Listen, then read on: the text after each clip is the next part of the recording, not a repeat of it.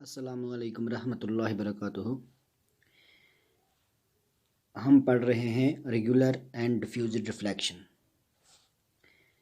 तो आज भी हमारा टॉपिक यही रेगुलर एंड डिफ्यूज्ड रिफ्लेक्शन रहेगा, कंटिन्यू करेंगे।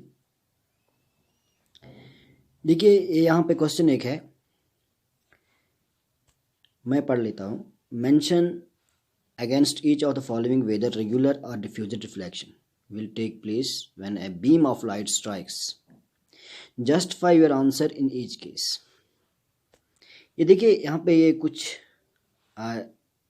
पूछा गया है आपसे कि मतलब ये जो चीज़ें हैं जब इन पे लाइट पड़ती है, ये जो सरफेसेस हैं जब इन पे लाइट पड़ती है तो कौन सा वाला रिफ्लेक्शन होता है, रेगुलर रिफ्लेक्शन होता है या डिफ्यूज रिफ्लेक्शन होता है। अगर रेगुलर रिफ्लेक्शन होता है तो आपने आंसर जस्टिफाई करना है, आपने आंसर बिल्कुल अपने आंसर का रीज़न आपने देना है। और अगर इरेगुलर रिफ्लेक्शन हो रहा है तो डिफ्यूज रिफ्लेक्शन हो रहा है तो इस केस में भी आपने अपने आंसर को समझा देना है क्यों हो रहा है। ठीक है, देखिए ये पहला वाला पार्ट मैं पढ़ लेता हूँ, ये पार्ट है।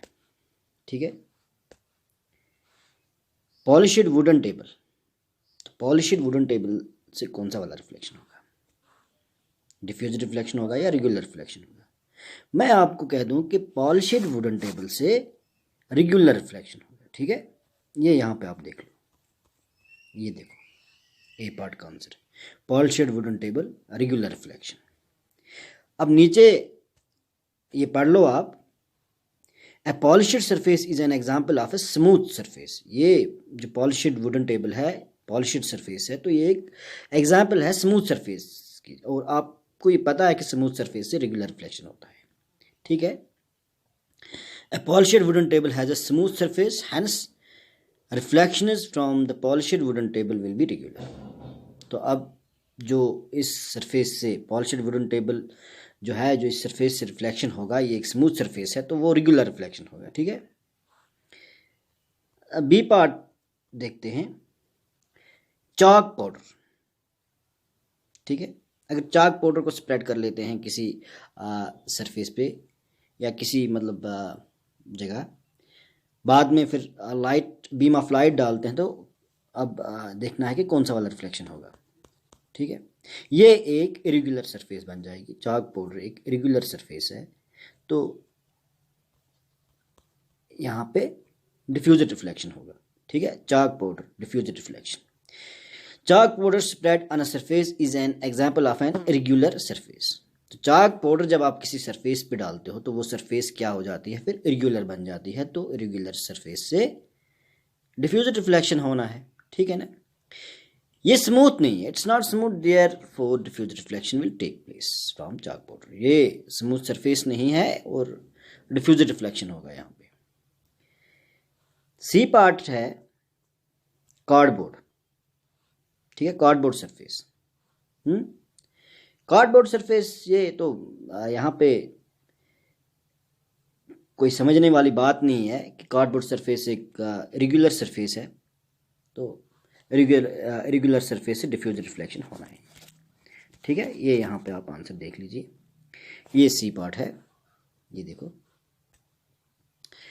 Cardboard surface diffuse reflection. Cardboard surface is an example of an irregular surface, ये एक इरेगुलर सरफेस की एग्जांपल है, hence diffuse reflection will take place from a cardboard surface. तो कौन सा वाला रिफ्लेक्शन होना है यहाँ पे, डिफ्यूज रिफ्लेक्शन। ठीक है,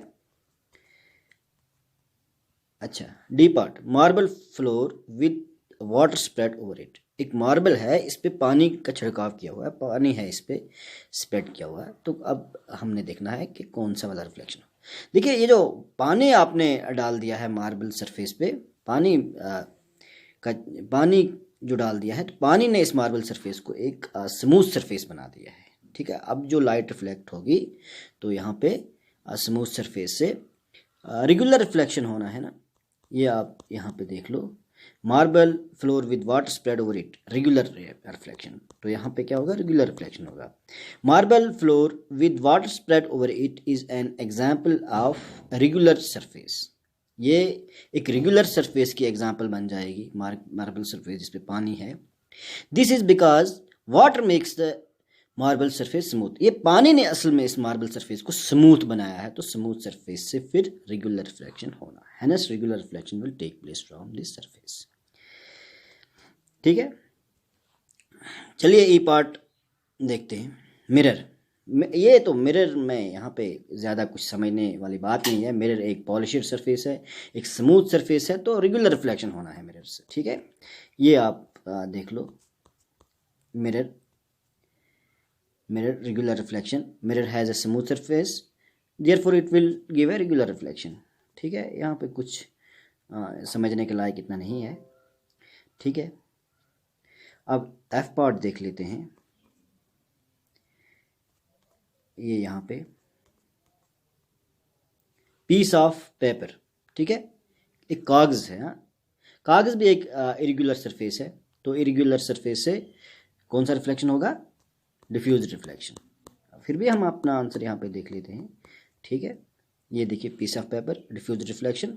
although a piece of paper में लुक स्मूथ, दिखने में तो पीस ऑफ पेपर स्मूथ है, but it has many irregularities on its surface. लेकिन इसकी सरफेस पे क्या है, इरेगुलरिटीज।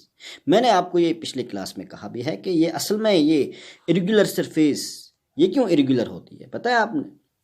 इसमें ये डिफ्यूज रिफ्लेक्शन क्यों होता है, क्योंकि इस सरफेस में कुछ इरेगुलरिटीज़ होती हैं। ठीक है, माइक्रोस्कोपिक इरेगुलरिटीज़ होती हैं, जिनकी वजह से डिफ्यूज रिफ्लेक्शन हो जाता है। ठीक है, due to this reason it will give a diffuse reflection. तो अब ये पीस ऑफ पेपर जो है इसमें इरेगुलरिटीज़ हैं, तो ये एक इरेगुलर सरफेस है, तो इरेगुलर सरफेस से अब कौन सा वाला डिफ्यूज रिफ्लेक्शन होगा, तो हैंस पीस ऑफ पेपर से डिफ्यूज रिफ्लेक्शन ही होगा। ठीक है, काफ़ी है। तो ये कुछ यहाँ पे कुछ क्वेश्चंस के आंसर हमने देने थे। ठीक है, शुक्रिया।